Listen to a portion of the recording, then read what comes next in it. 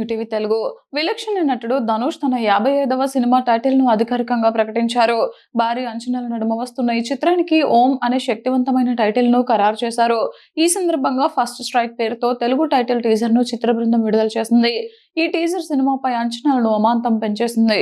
రాజ్ కుమార్ పెరియస్వామి దర్శకత్వం వహిస్తున్న ఈ సినిమాలో తారాగణం ఓ రేంజ్‌లో ఉంది. మలయాళ megastar Mammootty, natural beauty Sai Pallavi, Tollywood crazy heroine Sreeleela కీలక పాత్రలో నటిస్తుండటంతో ఇది ఒక భారీ మల్టీ స్టారర్ ప్రాజెక్టుగా రూపుదిద్దుకుంటోంది.